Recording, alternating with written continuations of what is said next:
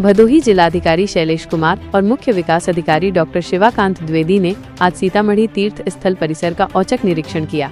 निरीक्षण के दौरान उन्होंने प्रवेश द्वार, सीढ़ियों, रेलिंग, पर्यटकों के बैठने की जगहों, हाई मास्ट स्ट्रीट लाइट, हरे भरे मैदान, संत संघ हॉल, सामुदायिक शौचालय और गंगा नदी के किनारे बन रहे पक्के घाट के सौंदर्यीकरण कार्यों का जायजा लिया।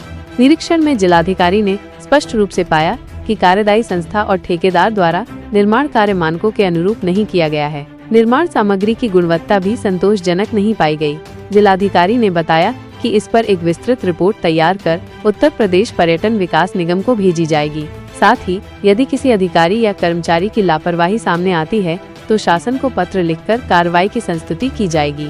आपको बता दें कि इस परियोजना के अंतर्गत 3 करोड़ 30 लाख रुपए की लागत से कार्य किया जा रहा है, लेकिन पटल पर दिखाई नहीं दे रहा है। बहरहाल भदोही जिलाधिकारी शैलेश कुमार ने हो रहे कार्यों की सघनता से जांच किया, खामियां मिलने पर जमकर फटकार लगाई। जिलाधिकारी शैलेश कुमार ने नारे पार स्थित गौआश्रय स्थल और ठोस अपशिष्ट प्रबंधन केंद्र का भी निरीक्षण किया। उन्होंने जानकारी दी कि यहाँ कुल 104 गौवंश सुरक्षित और स्वस्थ स्थिति में रखे गए हैं। इस समय चल रही भीषण गर्मी को देखते हुए डीएम ने निर्देश दिए कि पशुओं के लिए पानी, चारा और चिकित्सकीय जांच की समुचित व्यवस्था सुनिश्चित की जाए। निरीक्षण के दौरान यह भी देखा गया कि स्वयं सहायता समूह की महिलाएं वर्मी कंपोस्ट निर्माण और कचरा प्रबंधन का कार्य कर रही हैं। गांव से ई रिक्शा के माध्यम से लाया गया कचरा यहां छांटा जा रहा है, जिसमें नॉन डिस्पोजेबल सामग्री जैसे प्लास्टिक, कांच और लोहा शामिल है, जिसे पुनः उपयोग या बिक्री के लिए अलग किया जा रहा है।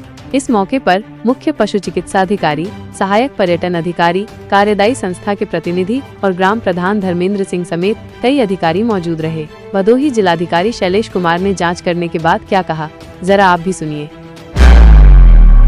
सर, आज आपने सीतामढ़ी का निरीक्षण किया, क्या खामियां मिली, किस तरह का? देखिए, सीतामढ़ी जो यहाँ का एक प्राचीन तीर्थ स्थल है, वहाँ पर पर्यटन विभाग के माध्यम से विभिन्न प्रकार की प्रोजेक्ट्स इत्यादि किए जा रहे हैं, जिससे कि वहाँ आने वाले पर्यटकों को विभिन्न प्रकार के लाभ मिलें, जिसमें कई प्रकार के बैठने के स्थल, गजीबो, एक हॉल, साथ में जो है वहाँ पर कई सारे गेट, जो सोलर स्ट्रीट लाइट है और साथ साथ जो है कई सारे हाई मस्ट लाइट वगैरह भी वहाँ पे लगाए गए हैं।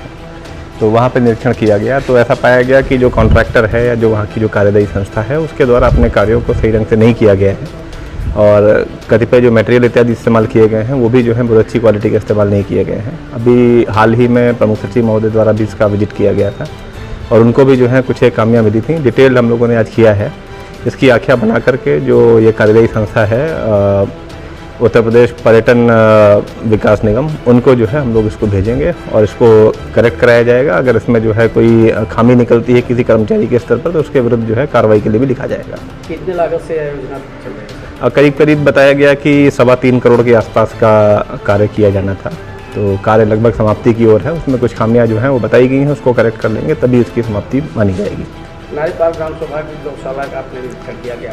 हाँ, इसके अलावा हम लोग फिर जो ये ग्राम पंचायत नारेपार है, यहाँ पर CDO साहब, हमारे CVO साहब और प्रधान जी और यहाँ के जो क्षेत्रीय कर्मचारी हैं, उनकी उपस्थिति में स्वयं सहायता समूह की हमारी दीदियाँ भी हैं, इनकी उपस्थिति में हम लोगों ने गौशाला का और अपने यहाँ पे जो रिसोर्स रिकवरी सेंटर है उसका निरीक्षण किया। यहाँ पे 104 गोवंश रखे गए हैं, सभी अच्छी कंडीशन में है, पानी पीने की अच्छी व्यवस्था है, यहाँ पर जो है भूसा इत्यादि का स्टोरेज भी अच्छा है और साथ साथ जो है आगे की व्यवस्थाएं भी सुचारू रूप से की जा रही हैं।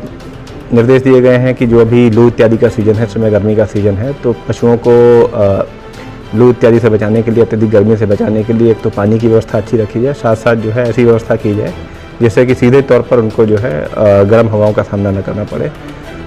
समय पर भोजन और समय पर जो है अगर पानी उनको दिया जाएगा तो इस तरह की दिक्कत नहीं आएगी। और लगातार जो है हमारे जो चिकित्सक हैं वो उनका परीक्षण भी कर रहे हैं स्वास्थ्य का भी, तो व्यवस्थाएं कुल मिलाकर के चाक चौबंद पाई गई, चारों तरफ से चारदीवारी इत्यादि भी है। यहाँ पर जो स्वयं सहायता समूह की महिलाएँ हैं, दीदी हमारे साथी हैं, उनके द्वारा वर्मी कंपोस्ट का कार्य किया जा रहा है इस RRC सेंटर में।